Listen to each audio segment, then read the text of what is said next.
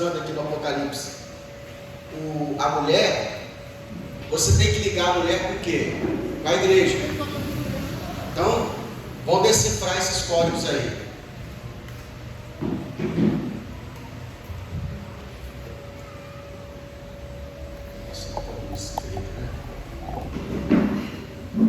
De quem?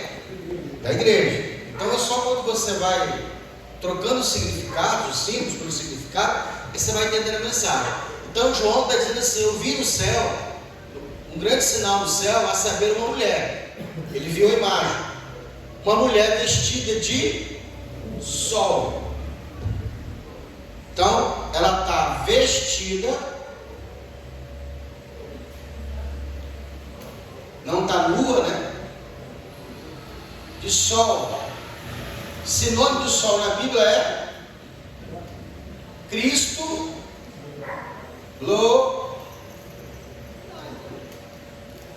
glorificado.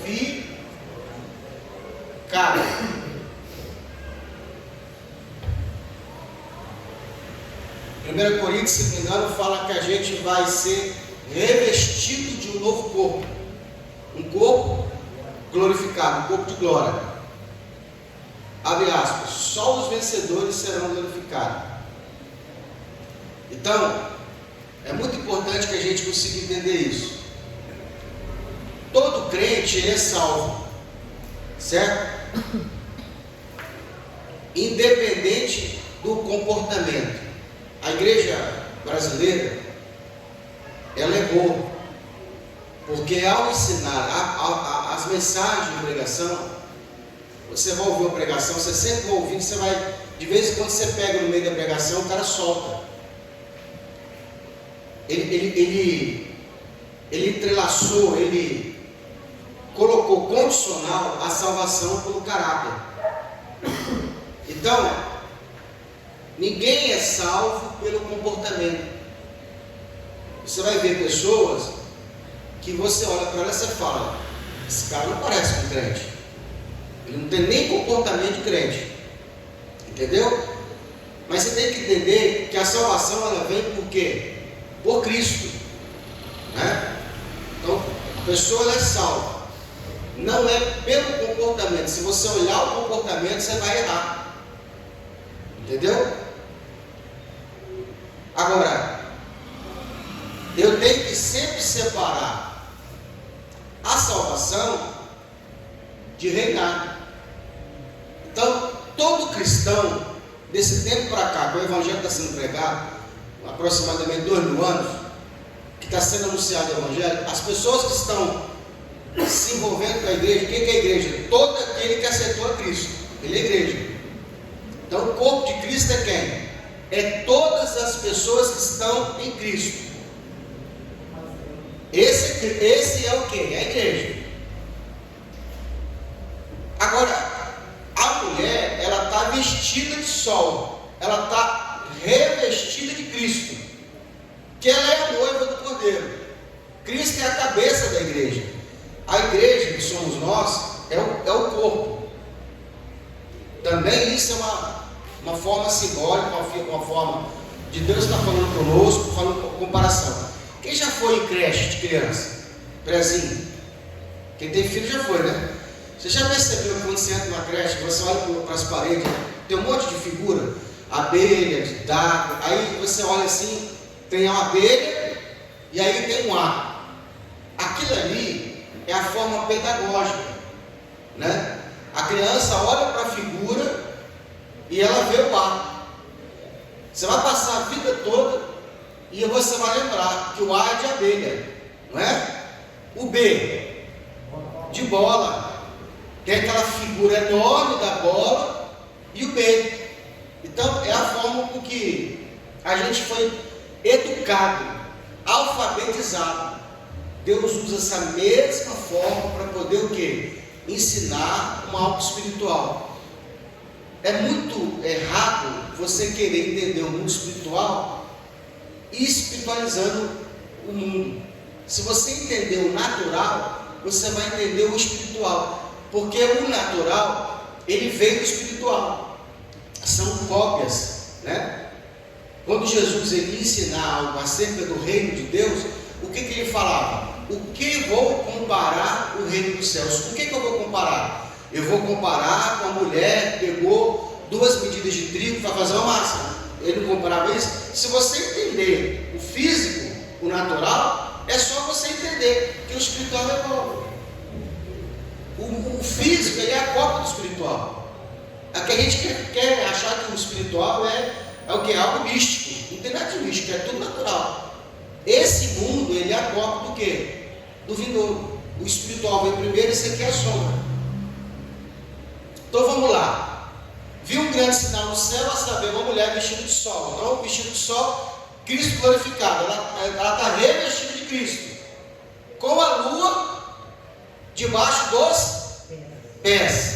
A lua debaixo dos pés, debaixo. É com X? Ou com J? É com X, debaixo. Pés. Cristo encarnado.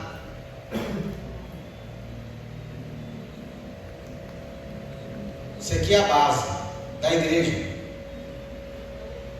Os gnósticos, eles falavam o seguinte, que Cristo ele não veio em carne. Ele não tocou o chão. Era um espírito que andava.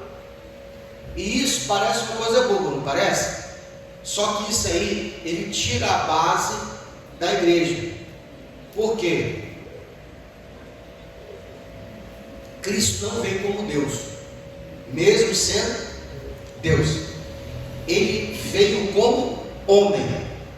Então todas as coisas que Cristo fez, ele fez como ser humano.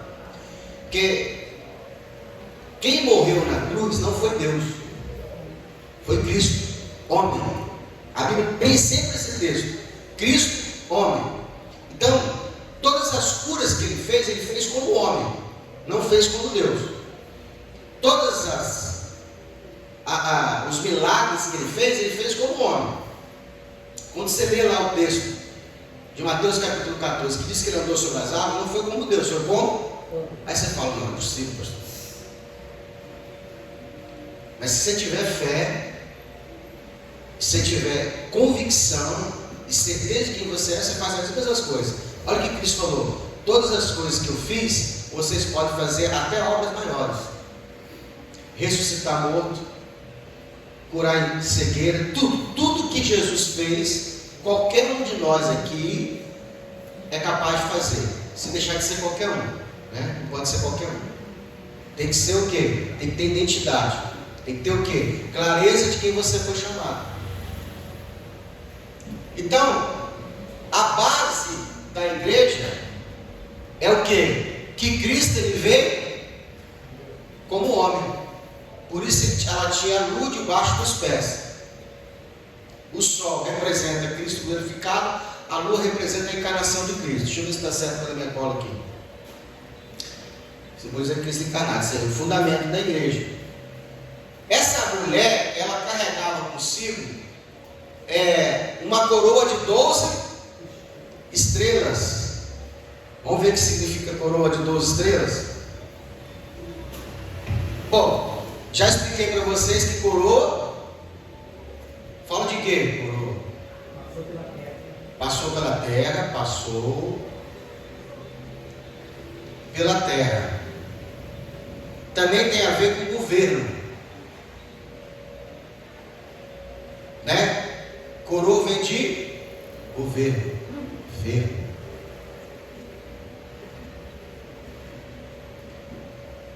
A gente não, para nós isso não é muito comum.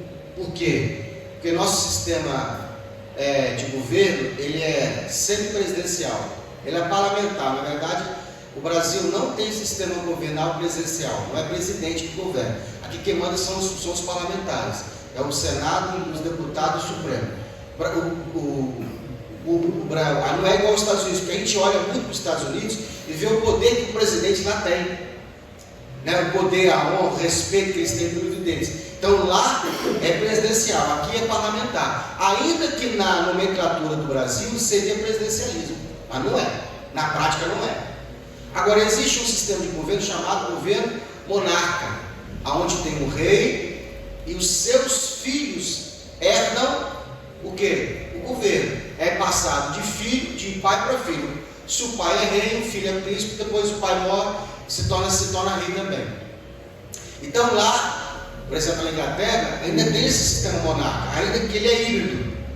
Tem a corte, tem o rei, tem a rainha, tem os príncipes, tem o palácio, tem a plebe, tem os súditos. Tem gente, por exemplo, que trabalha dentro do palácio, que serve diretamente ao rei e à rainha, né? E aí tem o quê? Tem privilégios, né? Por trabalhar dentro do palácio.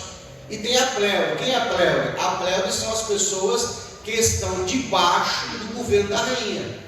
A rainha Elizabeth foi a última, né? Agora tem o filho dela que herdou. Então essa coroa que ela carrega na cabeça representa o quê? Que ela é governante. Então toda vez que você vê na Bíblia a palavra coroa, você vai lembrar que só tem coroa na Bíblia quem passou pela terra, certo? E tem a ver com o governo. Eu estou diminuindo a letra. Uma grande está diminuindo. Então vamos lá. Agora eu vou falar das estrelas. Estrelas na cabeça. Quantas estrelas? 12. Vou pegar aqui do lado. 12 estrelas. Estrelas. O número 12 é o governo do céu. Governo do céu. O 7 é o governo da terra. Então, ela tendo 12 estrelas na cabeça, está mostrando que é um sistema o quê? Apostólico. Quantas tribos Deus escolheu lá atrás? Quantos patriarcas? 12. Quantos apóstolos? 12. Ainda que existe mais apóstolos, acabou. Tem igreja que fala que esse apostolado acabou. Não acabou não, ele continua. Mas quantos Cristo chamou? 12. Então a igreja é uma igreja apostólica. Aí a gente vai ver que nós temos 12 horas do dia, 12 horas da noite, não é isso? E 12 meses, né? Há uma controvérsia, mas tudo bem.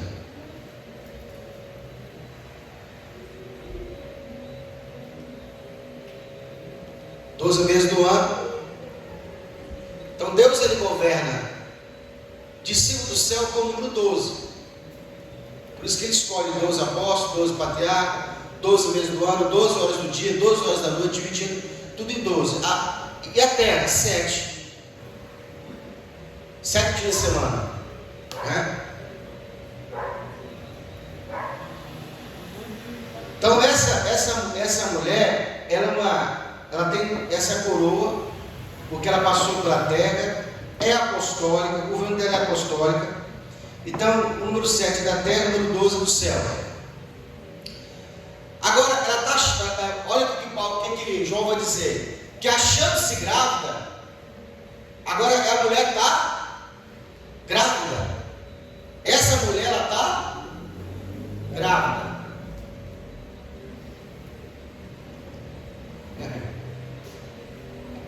Eu já vi um estudo, eu perdi esse estudo, queria achar de novo. Que o cara mostra que a igreja já casou com Cristo. Quando você é batizado com o Espírito Santo, isso é a noite de núpcias. Né? O noivo não casa com a noiva, depois não tem a noite de intimidade. Quando o crente ele é batizado com o Espírito Santo, que ele tem aquela experiência, que é uma experiência muito gostosa, muito profunda, você batizado com o Espírito Santo, você falar novas línguas. A pessoa ela realmente se sente, com o tempo você vai passando aquilo, né? Mas fica lá guardado na sua mente, você não esquece. Alguém que disser para você que não existe, você vai dizer, não tem como, eu passei por isso, eu senti a presença de Deus. Então, aquilo ali, o cara falava no estudo, mostrava no estudo, que aquilo ali é o casamento da igreja. Quando Cristo ele casa com você, quando o Espírito de Cristo ele fez um com você no seu espírito. Porque olha só, se essa mulher vai casar e ela está grávida, é o que isso? Uma prostituição. Entendeu? Então, por que ela está grávida? Por que a igreja está grávida? Porque ela já casou com Cristo. Entendeu? É porque a gente compara muito com a nossa cultura, mas lá na cultura antiga oriental, o casamento era consumado, depois o noivo saía para poder fazer a casa e fazer o casamento. Está parecendo de nós hoje, quando a gente tem um dinheiro para fazer as coisas, primeiro a gente casa, faz a casa, depois a gente faz a festa. Então, o que acontece? Essa mulher está grávida. Então, a igreja de Cristo, ela está, e dentro dela tem um filho. Entendeu? Esse filho é o vencedor. Então você vai ver, agora você tinha que dar glória a Deus. Você vai ver que na igreja tem gente que está tranquilo e tem gente que está sofrendo. Tem gente que está com dor e tem gente que não está passando. Tem crente que ele não passa as mesmas coisas que você passa. Você fala, poxa, eu entendo isso. Eu estou aqui fiel, buscando, lutando, né? E eu percebo que tem gente que está nem aí, está tranquilo. Ele se esquiva, né? Tipo assim, tem gente que para ele estar aqui 3 dias na semana é difícil. Está lutando ainda. Para mim já é fácil. Quando eu falo fácil, é que assim, irmão, aquilo não me vence. Vem desânimo, irmão. Não sei se é só com você, comigo. Todo dia, às 18 horas, 5 e pouco da tarde, o Satanás vem. Dá febre, dá dor no corpo, eu falo, você está repreendido. Rapaz, é impressionante como é que na hora dessa orar, parece que bate o cansaço, bate a tristeza, bate tudo. Eu olho e falo, você está repreendido, camarada. Estou indo para o banheiro, não tem conversa não. Eu não dou confiança. Mas que vem. Só que eu já aprendi a vencer. Só que eu vejo que tem pessoas que ele é derrubado por essa situação. Que essa situação derruba ele. Irmão, eu posso fazer uma lista de coisas que pode acontecer na sua vida. Visita só vem nesse dia. Terça, quinta e domingo. Parece a sua porta. Você tem que aprender a dizer para ela, compromisso, não vem nesse horário não, que eu vou te deixar na sua mão. Ou então você traz ela com você. Porque o diabo ele vai ver como que ele te vence.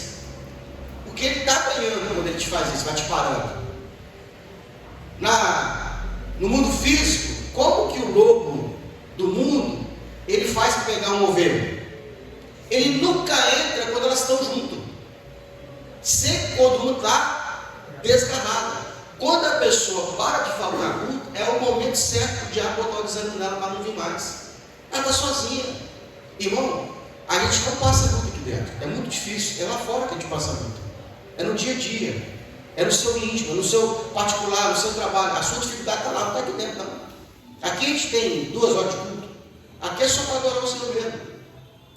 Aqui você vai trazer a sua oferta de sacrifício. O dia foi mais difícil hoje, é a sua oferta de sacrifício. Quanto mais difícil veio para você estar aqui hoje, é a sua oferta de cheiro suave. É como se você estivesse trazendo o seu cordeiro para ser imolado, para ser queimado. Paulo vai dizer assim, nós temos que aprender a trazer o nosso sacrifício vivo.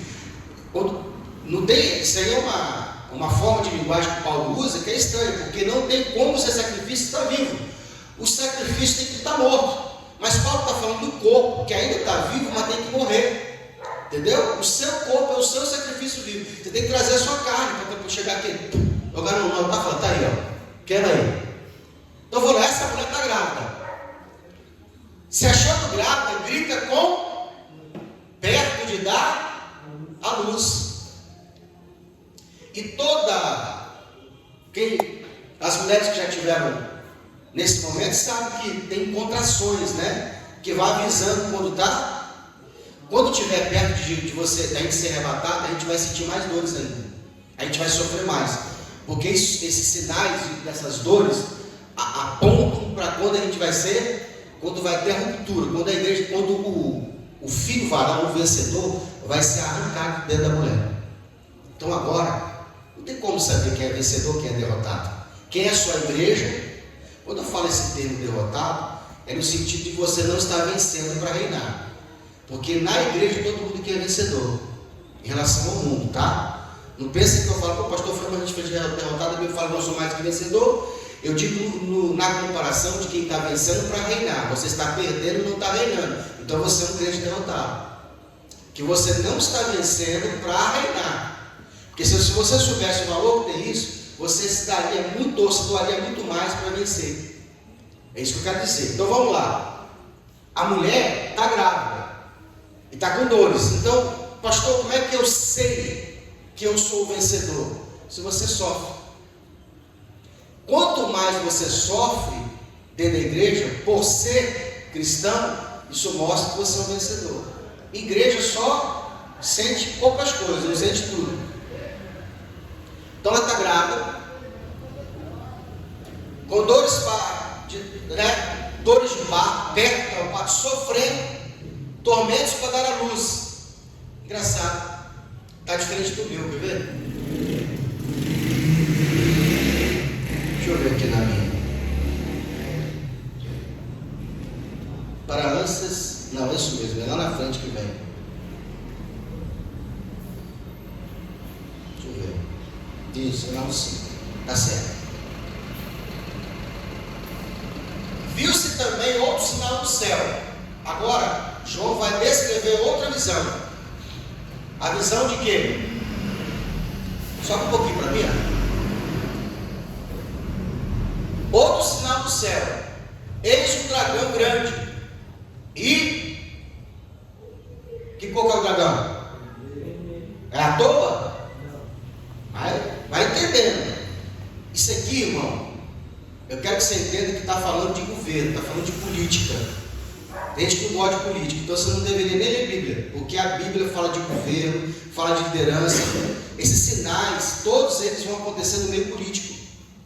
É porque na Bíblia está falando de código, mas isso aqui é político. Então já fique atento quando você olhar essa cor vermelha, porque tem um partido no Brasil, no mundo, que ele é vermelho. Não é à toa, está falando que é o dragão. Você que apertou o 13, fez o L, se confessa. Todo mundo se procura ali que a gente vai fazer uma extremação. Poxa, pastor, você fala, irmão, calma, eu também já botei o 13, eu também já fiz o L já. Agora, fazer o quê? Pega perda não. E não volta mais, tá? Então, viu também outro sinal no céu, eis um dragão grande. Esse dragão, ele estava no Gênesis. Ele era a serpente que enganou a mulher, só que agora se alimentou e cresceu. E agora está o quê? Não é mais serpente, agora é um dragão. Entendeu? Vamos lá. Quem é o dragão? O dragão é o diabo. Dragão. Dragão.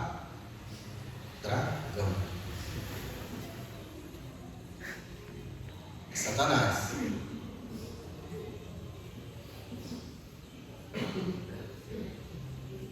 A antiga serpente.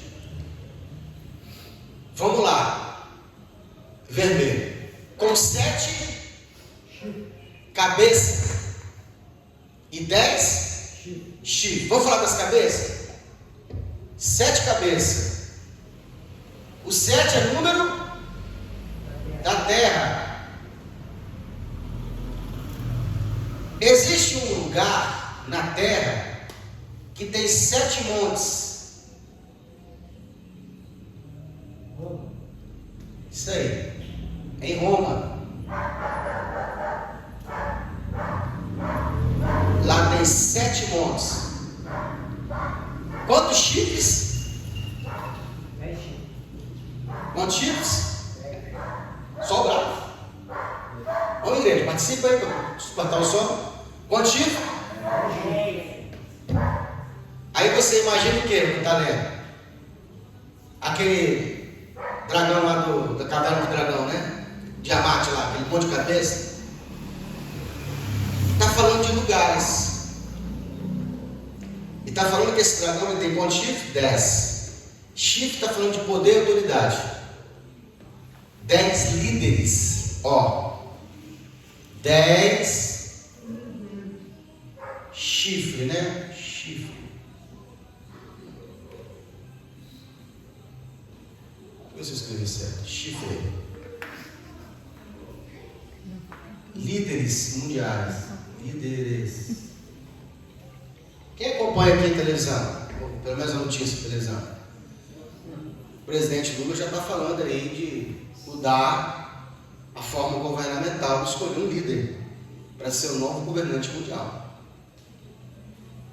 Por isso que eu falo, mas eu não gosto de política, você tem que se antenar, porque lá é isso aqui.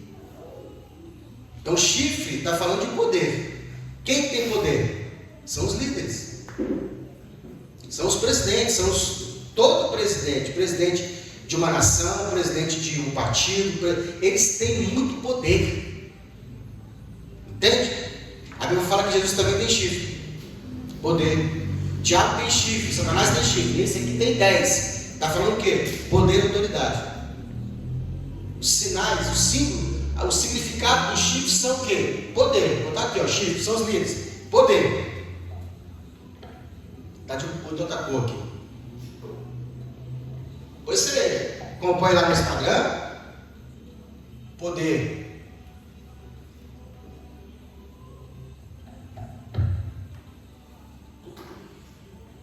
Toda pessoa, presta atenção, toda pessoa que ela influencia outra pessoa, isso é um poder.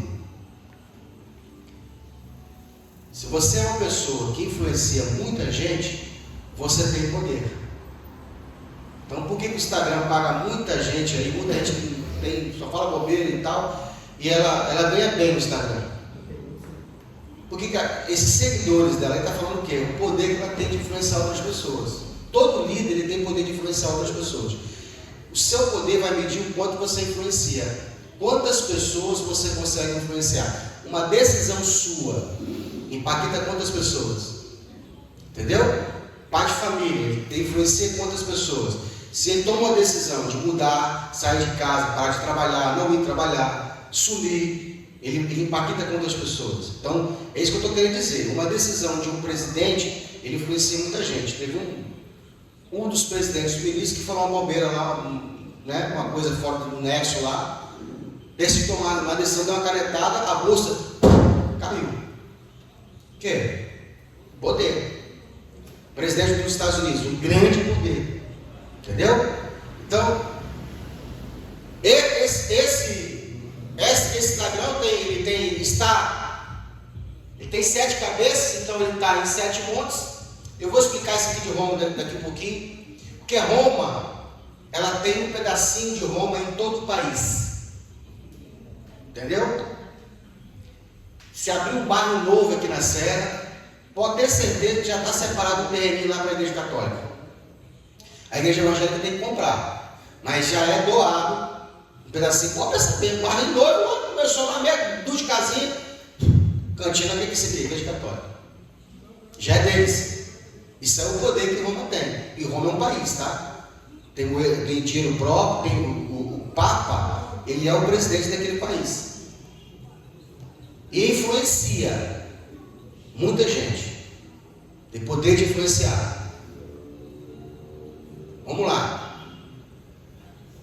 Nas cabeças 7, diadema. A sua cauda arrastava a terça parte das estrelas do céu. Esse céu aqui, ó, cadê aquele controlezinho? Tá. Observa que esse céu, a Bíblia, irmão, a riqueza da Bíblia, ela está nos detalhes. Os pequenos detalhes você vai encontrando os códigos.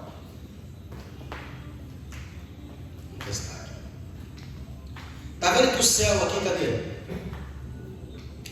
O céu está no singular. Está vendo? Não é céu.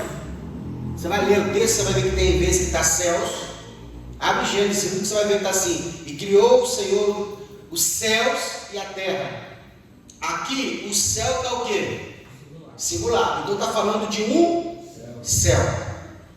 Vamos lembrar quantos céus nós temos? 3, né?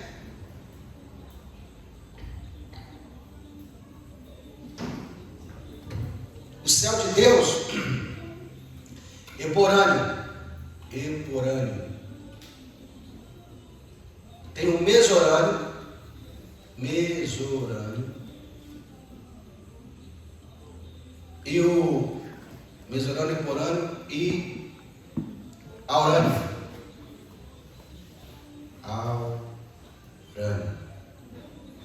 Nessa ordem: céu de Deus, céu, regiões celestiais e nosso céu. Então, quando o diabo fez a rebelião, ele fez a rebelião aonde? Lá, a sua cauda arrastava a terça parte das estrelas do céu. Não é do céu. O diabo não conseguiu convencer a terça parte de todos os anjos de Deus. Não, ele conseguiu convencer a terça parte das quais ele estava no comando, porque ele era o sacerdote da terra. Nesse céu que ele governava, ele conseguiu convencer 30%, a terça parte da quantidade que estava debaixo do seu comando. Mas a Bíblia diz que Deus tem milhares, milhares e milhões de bilhões. Então os outros que Deus tem, ele nem tocou. E tem gente que nem ouve ele. Eu já disse, ele não é o pior. Como se ele fosse uma força que duelasse com Deus.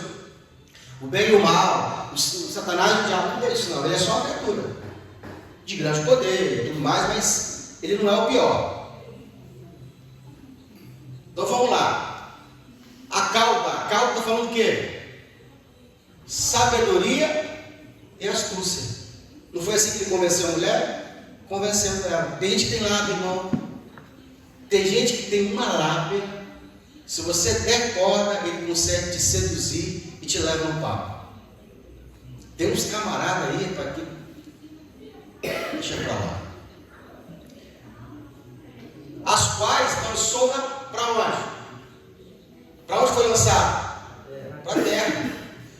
E o dragão se deteve em frente da mulher, que estava a fim de devorar quem? O alvo do diabo não é a igreja, é o filho. Então quando ele vem, ele para diante da mulher, ele quer pegar quem? O vencedor, que é quem tem poder de pará-lo, quem tem poder de denunciar. Tem que ligar para a polícia para poder falar, passar por aqui. É porque não tem passar. Estava demorando. Então lançou para a terra. O dragão deteve em frente à mulher que estava para dar a luz, a fim de lhe devorar o filho, quando ele nascesse. Ele vai ficar na cutuca, esperando. O alvo dele é o vencedor.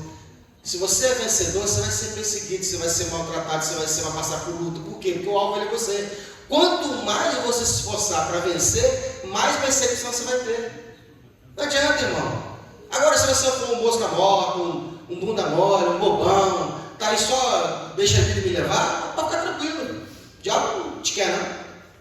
Você vê, o diabo é tão astuto que ele chegou dentro do jardim e ele escolheu quem? A serpente. Porque dentre todos os animais, ela era mais. Você vê que o diabo escolhe o melhor, ele não quer. O pior nem o diabo quer. Tem gente que não passa por luta. Tem gente que ele tem que ele causar uma luta para ele poder passar a luta. As lutas que ele não causou. Que se bobear, que não daria luta para ele. Porque monta uma empresa para você ver aqui que passa luta. Abre uma empresa.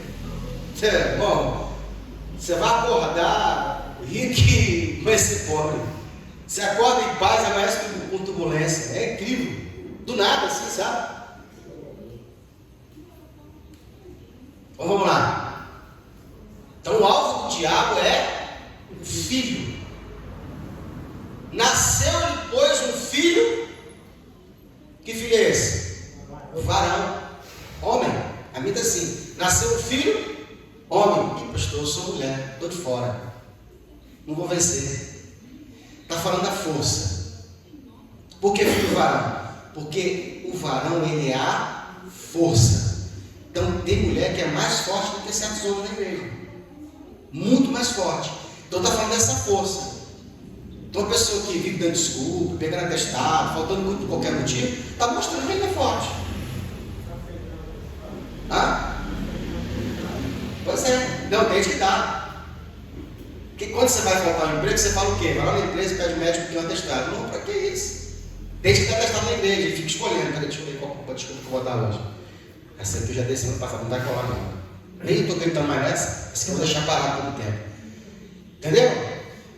Irmão, entenda, não é que eu não estou dizendo que não tem problema. A pessoa às vezes quando eu falo isso lá, aqui eu estou chamando de mentiroso, não estou dizendo isso. Eu estou dizendo que está te parando. É isso? Porque para outras coisas, essas coisas não te param.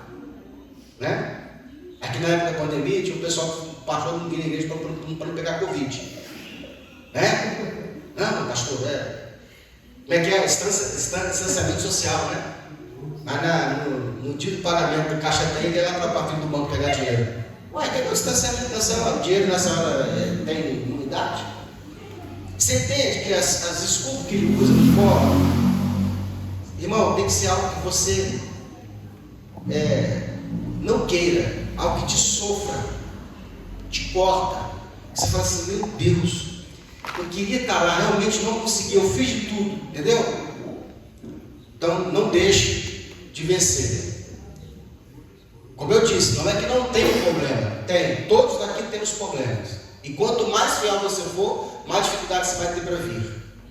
Mas quando você começar a vencer essas coisas, você vai ser senhor dessa situação, essas coisas não vão te parar mais. Nasceu-lhe, pois, um filho varão, homem, que há de reger todas as nações com certo. Erroneamente, os teólogos ensinaram para a igreja que essa mulher era Maria. E que o filho varão era quem? Que era Cristo. E não é. Quem é o filho varão? O vencedor. Quem é que vai governar a terra? Porque se a Ana botar ali no Google ali a palavra reger, vai estar lá, governar, mandar, chefiar, administrar, está falando disso. Reger é governar. Então esse filho varão, ele vai reger todas as nações com cetro. Esse cetro de ferro aqui é o poder que você vai ter.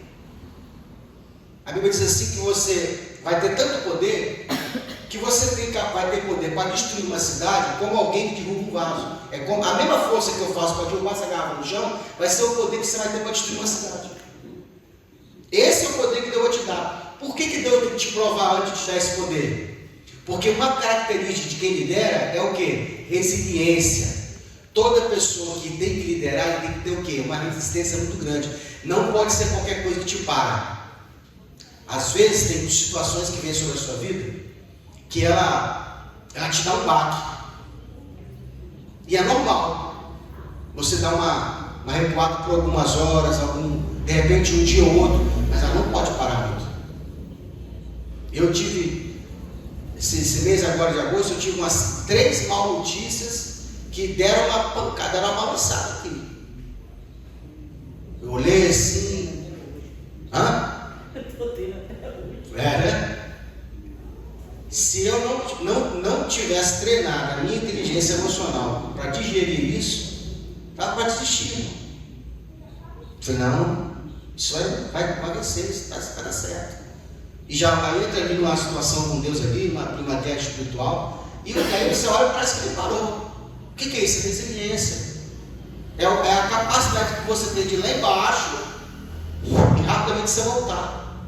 Porque quem lidera e governa tem outras pessoas debaixo da sua liderança, do seu governo. Eu penso que um pai provedor, responsável, ele não se dá o luxo de ficar faltando serviço. Porque pode ser que ele perca o emprego por esse ato. E ele vai colocar toda a família o quê? Em risco. Então ele vai ter que trabalhar com dor. Vai ter que trabalhar com dor de cabeça, com alegre ou sem alegre, com vontade, sem vontade. Ele não vai consultar o corpo dele para poder trabalhar. Não, hoje não vou não. Estou me sentindo bem. Tem esse não, irmão. Fio o comprimido para dentro da palhamento e vai trabalhar. Quantas vezes eu levantei com diarreia e fui trabalhar de madrugada?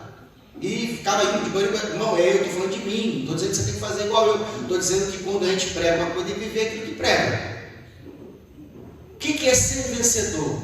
É aquilo que o diabo vai tentar arrumar ciladas para te parar. E você vai fazer o quê? Vai ter que arrumar forças para não parar. Porque vai chegar um tempo que você vai vencer e você vai ser coroado. E aí Deus vai te dar o quê? Vai te dar poder para você governar junto com Cristo. Porque tem gente que acha que quando Cristo voltar, acabou tudo. Não, vai começar. Então, o filho varão, que está dentro da mulher, quem é o filho varão? É o vencedor. Então nós temos na igreja a mulher e o filho.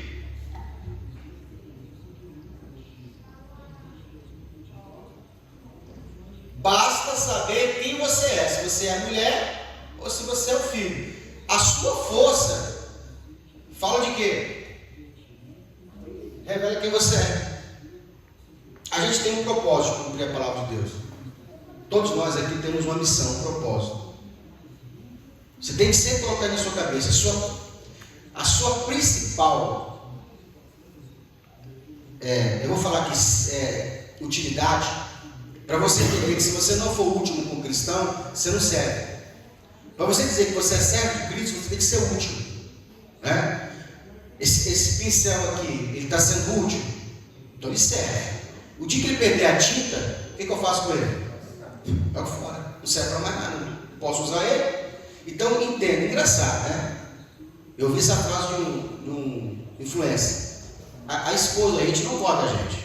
A nossa esposa não ama a gente. Ela só ama a gente porque a gente é útil. Para trocar lâmpada, para botar comida dentro de casa, pagar as contas, né? Se a gente perder a utilidade, acabou. Larga, abandona, não serve para mais nada. Porque é assim que funciona. É mesmo? Mas você é o provedor. Paga para fazer qualquer coisa. Mas você Mas faz de deu. uma forma, tá vendo? Mas você deu. Você não faz, mas paga para fazer. O negócio é feito. Mas é Se provedor. lavar um prato, eu me nego, eu saio de casa para rua. Ouvimos. Mas paga para fazer. Na banca casa. Paga as contas. Serve. Aí é chefe. Né? Quando eu casei, a minha esposa ela tinha um problema. Eu fico com medo de quem eu vou chamar para pagar para fazer o negócio dela se apaixonar por quem vai fazer. Tem que escolher bem, né? Tem que escolher. Quando eu conheci minha esposa, que a gente casou, foi morar junto com a coisa toda, eu tinha uma dificuldade, né, com ela em relação à autoridade, paternidade, porque minha esposa não teve pai, pelo menos não foi criada com pai. Então, a mulher que não foi criada com pai tem uma certa aversão à autoridade. Então, casei com ela, aquela coisa. Então, eu não podia mandar ela fazer nada, porque eu já achava que era uma ordem, porque eu estava mandando ela fazer as coisas. Com o tempo, depois isso passou, entendeu? Então, e eu tinha que fazer o quê? Eu tinha que ser útil. Eu tinha que mesmo fazer as coisas, entendeu? Hoje não, hoje é mais tranquilo, hoje ela está suave. Então vamos lá. E o seu filho foi arrebatado para Deus e para o seu? Para onde ele foi? Igreja, para onde ele foi? Então você tem que sempre grifar. Quando falar trono, está falando de rapto. Quando falar nuvem, está falando de arrebatamento. Tem diferença, lembra? Do código? Toda vez que a Bíblia fala assim, foi arrebatado ou o trono, está falando de rapto. Pastor, qual é a diferença do rapto para o arrebatamento? O rapto ele acontece antes do arrebatamento. Os vencedores serão raptados, tirados antes. Ninguém vai ver. Ele é invisível. Não vai ser público. E o arrebatamento? Ele é público. Todos verão. Quando a Bíblia diz assim, todo olho verá, está falando do arrebatamento. Quando fala do rato, fala bem assim, a hora que ninguém sabe, a hora que ninguém espera, virá o Senhor da casa. E arrancará o quê? O rato. Vai tirar o vencedor. Então, a mulher, o que é essa dor de parto da mulher? O que é essa hora que ela nasceu a criança? É o rato. Vai chegar uma hora que vai chegar um momento que vai fechar o ciclo e Deus vai falar bem assim, chegou a hora. Fecha a porta da graça. Aí acontece o quê? A mulher tem um filho. O que é essa mulher tem um filho? Ela teve a luz. O vencedor é tirado de dentro da mulher. A força. O que palavra rápida é tirado lá. Você vai estar em casa, indo para trabalhar, dirigindo o carro, de repente, sobe. Você vai estar de repente no seu trabalho, de repente para a sua casa, sobe. É assim. Aí aquele filme que fala do arrebatamento, que as pessoas somem, né? Ninguém sabe o que aconteceu, os carros batendo, a roupa ficando, tem? Aquilo tem sentido. Está falando do rapto dos vencedores. Porque os dois são verdadeiros. Tanto o arrebatamento, que todo olho verá, quanto o rapto. Então, qual é a diferença, pastor? Quando a Bíblia falar de arrebatamento, para o seu trono, está falando do rato dos vencedores. Porque o vencedor, ele vai direto para o trono de Deus. Por quê, pastor? Porque ele é a primícia. E toda primícia ele vai direto para quê? Para o trono de Deus. Na época de Israel, que eles levavam a primícia, Israel nunca colhia nenhuma colheita, porque Israel ela tinha 7 colheitas. Israel ela tinha 7 períodos de colheita, no ano todo. Então eles plantavam, esperavam dar a colheita, quando eles iam colher, que eles olhavam para o campo, antes deles colher, eles iam lá dentro do campo, pegavam o feixe. O que é um feixe? Pegavam a ferramenta de cortar, abraçavam e cortavam. Tirava aquele feixe. Você vai comprar tempero na feira, você não compra um pedacinho de coentro, você compra o quê? Um molho, não é? Não é um feixe. Ele nunca vem sozinho. Ele vem sempre o quê? Uma pequena quantidade, que representa um todo. Então Israel, antes dela colher, o que ela fazia? Arrancava o feixe, pegava aquele feixe, levava lá no trono, lá no altar, entregava para o sacerdote e falava: isso aqui é minha primícia. O sacerdote abençoava, depois que ele abençoava, Israel, os agricultores, iam até o campo e colhiam, porque eles estavam consagrando a primícia, a primeira parte, antes de colher. Isso também vai acontecer com a igreja. Antes de Deus colher a grande colheita, que é a igreja, ele tinha quem? O feixe. Primeiro, os primogênitos, a primícia, porque o vencedor é a primícia. Pastor, outra característica da primícia. O que significa primícia? Aquela que amadureceu primeiro. Você olha para cima do pé, está um pé de manga. Você olha, está tudo verde, mas tem umas 3 maduras. Qual que você joga perto? Está madura. Ela está madura porque ela amadureceu primeiro. Todo vencedor é aquele que amadureceu primeiro, aquele que entendeu a mensagem primeiro, é aquele que rapidamente fez o quê? Fez o processo. A igreja ainda está verde. A igreja ainda está o quê? Verde, imatura. Quando fala de vencedor, fala de maturidade. Toda pessoa que amadureceu rápido, ela tem responsabilidades, ela tem visão. Irmão, quem é maduro não fica chorando. Porque você sentar e chorar não vai resolver, mas quando a pessoa é criança, ela chora demais. Né? Quer um presente, chora. Quer um negócio, chora. Tudo chora. O maduro chora. Chora por dentro, de raiva, de não ter solução. Mas o choro não resolve o problema. Você entendeu que o choro não resolve. Tem hora que eu estou tão chateado que eu falo assim: eu queria chorar, mas nem tem lágrima para chorar. De tanta raiva que eu estou. Então vamos lá. A mulher, o que acontece com a mulher? Como o dragão, ele queria o varão, e o varão foi tirado da barriga da mulher, e foi arrebatado do trono, o que aconteceu com o dragão? Ele ficou o quê? Havendo navios. Aí o que ele vai fazer? Nasceu pois o filho, versículo 5, varão, que há de reger todas as nações da terra com justiça de ferro, e o filho foi arrebatado para o seu trono. A mulher, porém, fugiu para onde lhe havia Deus preparado um lugar, que nele sustentasse durante 1260. Aqui começou a grande tribulação. A igreja vai ter que viajar, vai ter que ir para o deserto. Não tem aquela passagem que vocês pregam acerca de fome, não me deixe comer, tive sede, não me deixe beber. Aqui não está falando para a igreja, para nós, está falando das nações, né? Aquele ali é o julgamento das nações, aonde Deus ele vai retribuir a nação que acolher a igreja. A gente que estuda, acredita que o Brasil seria, ou aparentemente tem esse perfil de acolher a igreja, né? Mas a gente também tem uma leve, que são várias correntes teológicas, raças teológicas. A gente acredita que seja dos Estados Unidos, porque aqui vai falar que tem asas, né? E na bandeira dos Estados Unidos tem uma águia. Então são especulações que a gente tem como estudante. Quer ver? A mulher, porém, fugiu para o deserto, onde lhe havia Deus preparado um lugar para que nele a sustentasse durante 1260 dias. Se você pegar 1260 dias, vai dar 3 anos e meio. Versículo 7. Houve peleja no céu. O céu singular. Lembra dos três céus? A cidade santa, ó. Pode apagar aqui ou pode deixar? Hã? Apaga ou deixa? Vai ficar melhor para entender, vai, né?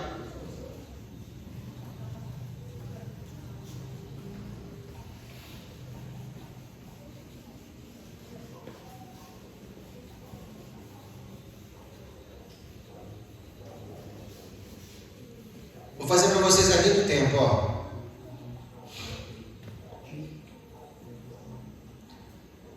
A mulher deu a luz rápido. A cidade santa, deixa eu apagar aqui também.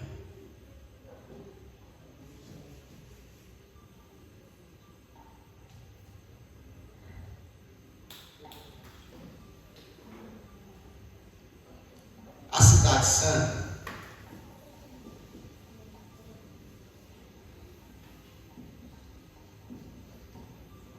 ela está onde? Está no primeiro céu. Quando houve o rapto, ela começa a fazer o quê? Descer. Quanto tempo passou? 3 anos? Agora ela está praticamente no segundo céu. O alvo dela é chegar no terceiro céu. Céu de Deus, regiões celestiais,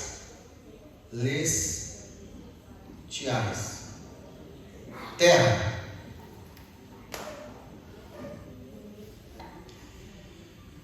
A mulher deu à luz o rapto dos vencedores. Os vencedores sobem, vão para a cidade santa, aonde Deus está.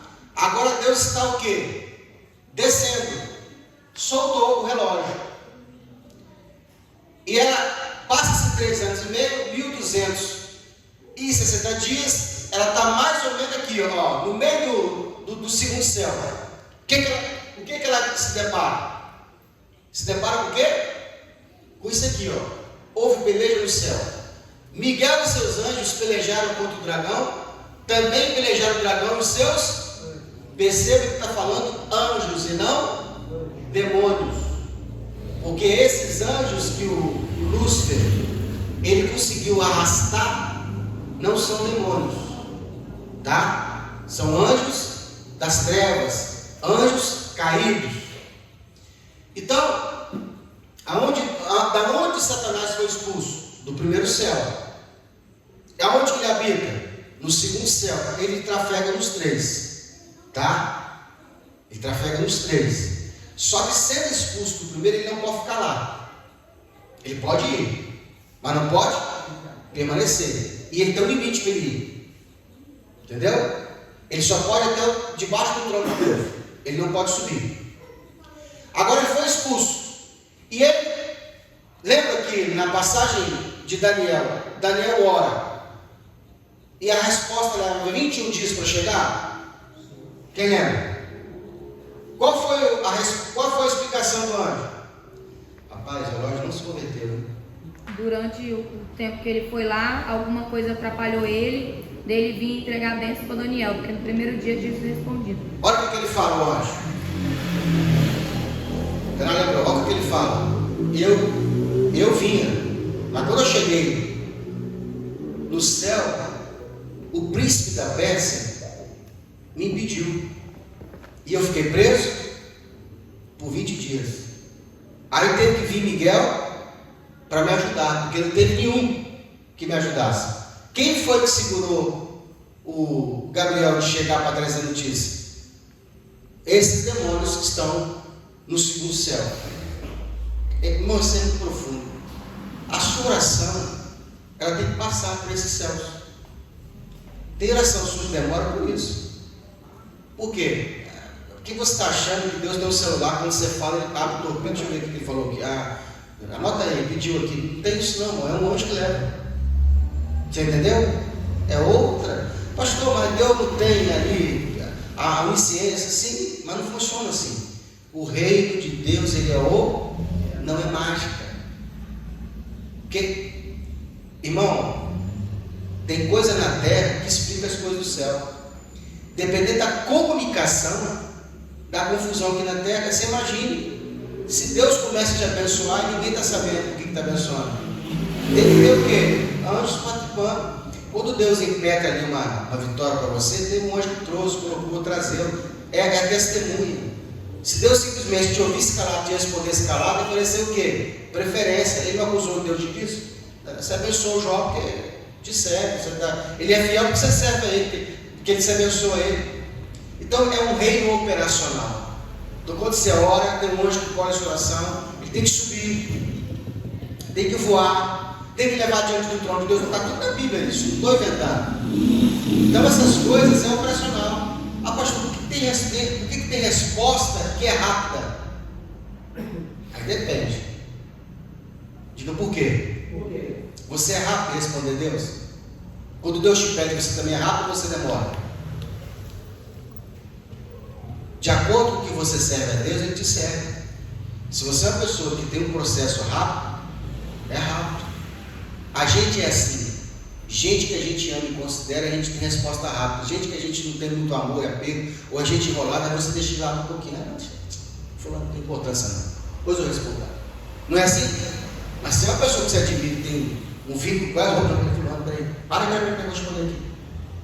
Olha o que a Bíblia diz, que ela falou. O anjo falou assim: desde o primeiro dia que você orou, Deus já respondeu. Porque você é um homem muito amado. Mas a Bíblia diz que Esaú, com lágrimas, clamou e não teve resposta. Que entenda, para a salvação Deus não tem preferência, mas para abençoar tem. Aí tem. Tem gente que Deus abençoa porque é preferido, tem gente que Deus não abençoa. Salvar e salva todos, não olha cara e coração. Mas para poder e resposta de oração tem diferença. Vou parar por aqui porque eu não quero atropelar